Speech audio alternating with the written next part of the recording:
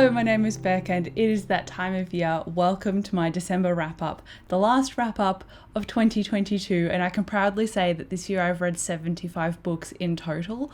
I also put down about 25 books, but I did a separate video of all my DNFs, so I'll link that if you're interested. But let's get into all of the books, which is a small amount, that I read this month. I was aiming to finish a couple that I didn't quite get to because I put my to be read list together and then I was like, I didn't realize how busy December would be. I just forgot. So I didn't get to Fevered Star, Bloodmarked or Justice of Kings, but I figure they're still here. They're still in my study. I'm still going to read them, but just not now because I don't have time. So the books that I did read though are next to me. And the first one that I read was Moonstruck. I get the title wrong all the time. This is obviously a graphic novel and it's got a very cute and wholesome art style, but when it came to the plot, everything felt like it was all over the place.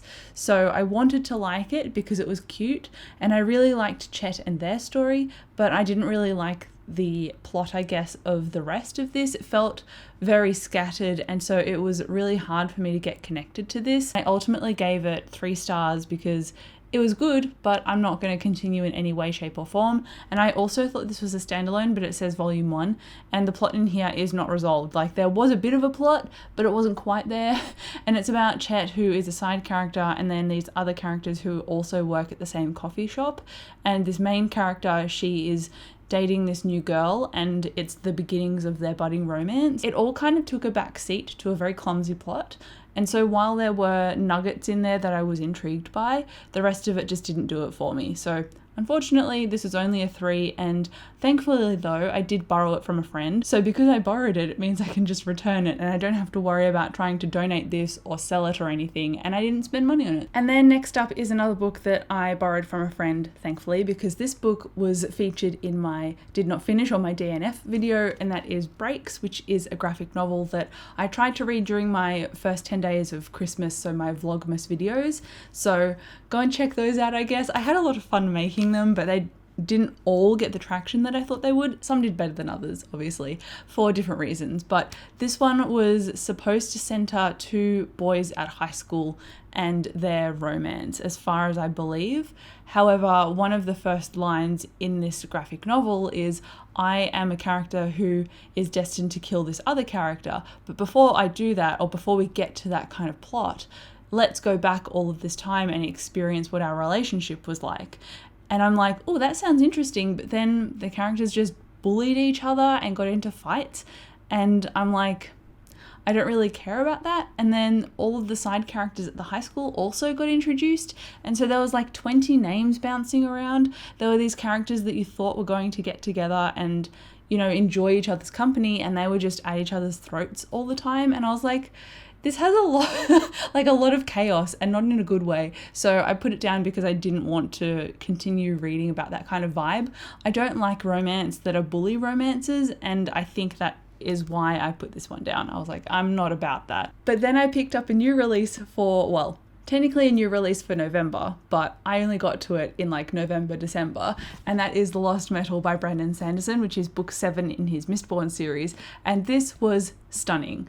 I thought some of the things in here were done incredibly, and there were other threads linked to Brandon's Cosmere, which is like his Marvel universe. He's got different planets and different series of books that kind of interrelate in a very scattered way, or not a scattered way, but in a way that's kind of behind the scenes. So once you do rereads or you do a little bit of research online, you realize, oh, that character pops up and so does that one. It's really cool to see all of those threads coming together in kind of a prominent way in this series. And I would say if you haven't read The Secret History, which is also a Mistborn book, make sure you read that before you read this. Otherwise, you're going to be in for a big shock. So I really loved this. I did a spoiler vlog for it as well, and I loved discussing my theories as I read this book. I was 7 pages in and already the dialogue was snapping me up and I was getting lost. So it was an incredible book, and I'm very, very specifically not talking about the plot because obviously it is the 7th book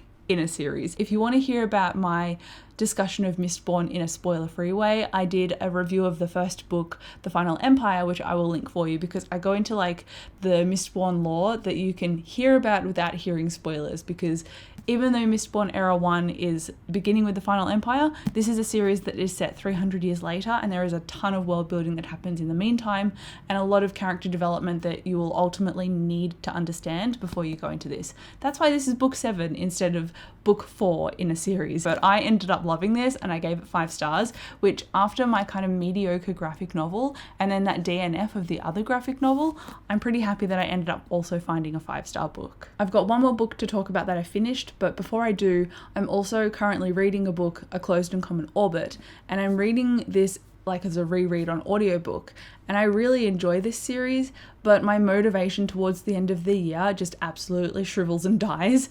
And so because of that, going back and forth to work, obviously I'm on holidays now, so I'm a little bit more relaxed. When I'm going back and forth to work, at least in the last month or so, I've just hit a wall in terms of being able to focus on stuff, and so I'm not listening to audiobooks near as what I was listening to before. So they've just kind of fallen off my radar completely. But that is not saying anything about the book that is negative. I love this book, but I'm just not reading it, which I feel bad about. I've got just over an hour and a half to go of this audiobook. So I'm hoping to finish it in those weird couple of days that are like that grey area that is past Christmas, but also before the new year. So if I can sneak it into my Goodreads for this year, that would be great. I'm probably going to give it a 4 to 4.5 stars overall, because a lot of the things that it's doing I'm interested in, but I just loved the characters and the dynamic a lot more in the first book. And these are kind of companions, so read them as you would read a series. But anyway, I'm really liking it, but the book I actually finished, which is the one I'm going to launch into talking about now, is Ninth House by Leigh Bardugo. And this is an urban fantasy that I thought, I need to reread this before Hellbent, the sequel, comes out on the 10th of January, because I do not remember a single thing.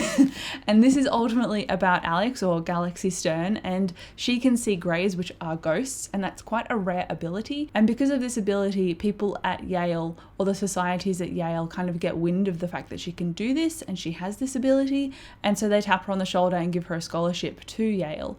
And so she escapes her, or tries to escape her old life, where she's doing a lot of drugs and trying to escape the understanding that greys are there, because they've always been part of her life. So she's trying to escape that, and then she gets launched into this new world at Yale with Darlington. He is training her to become kind of his apprentice, his Dante, he calls it. And he is showing her all the different societies. And these societies really run on rituals and power in order to keep them going. And so they kind of monitor these societies to make sure that nothing goes wrong. But obviously something has to go wrong, otherwise it's not an interesting plot, and a body turns up of a young woman at campus. So Alex is roped into, or not roped into, but she kind of wants to investigate what happened to this girl, because it seems like this girl is labelled as a drug dealer, and that's why she's easily blamed and fobbed off and not given the attention she deserves. But Alex is like, in another life this could have been me, so I want to find out what happened to this girl. And so there's a whole mystery tied up in here, like a murder mystery, but then there's also brilliant world building and magic, in like actual magic involved in the plot, because it's an urban fantasy. Things that are supernatural exist, and so I loved hearing about the magic. I really enjoyed how dark and gritty it was. It's definitely adult, so I really just loved this. And even though I knew what happened in the story, when it got to the end and it was plot twisting me left, right and center, I was like, wow, because I was still really loving it. There is a massive tipping point in here a couple of times actually, and I was like, yeah, this is enjoyable, blah blah blah, reading along, and then I just got shoved off the edge of a cliff in terms of plot, and it was excellent. So I would highly recommend this. I'm so happy that I got my reread in. Also, Ninth House, the title of the book, is the House of Leith, which is what Alex and Darlington are working for. So the Ninth House kind of keeps everything stabilized, for lack of a better term, between the other societies. And there are like 4 major societies and 4 minor ones. So it's really cool to see all of these characters and lore coming together, and how Alex is supposed to be this kind of unlikable character, but you really root for her anyway, because she's fighting for a lot of great things, even though she's not going about it in a way that you would expect. So I really like Alex, or I have a grudging respect for her, and in some cases I do like her. I feel like she's got a decent moral compass, even though she's got some dark things in her past as well. So I am so pumped. for Hellbent and I want it now, basically. But I also gave this 5 stars. I gave it 5 stars on my first read. So I guess that really concludes what I have read this month, which is really not much, like 3 things, but one of them was a new release of my favorite series, another was a reread I was hanging out to get done before January. So I think I've fairly succeeded. I did not read 3 books I said I would, but again, I got super busy in this month because, you know, who doesn't? But that is my wrap up. Nice and short and sweet. I am happy that I read 75 books, maybe 76, depending on how my audiobook situation goes. And I'm really excited to get into my 2023 reading plans because I've already filmed my January TBR and I'm really excited about my new releases coming out. I'm just hyped. So thank you so much for watching this video. Come and let me know down below how many books you got to during the year. I thought I'd get to a lot less, like under 50. I'm really surprised that I got over 50 and even over 70, so pretty proud. But again, thank you so much for watching this video. I'll come chat to you down below in the comments and I'll see you in my next one. Bye.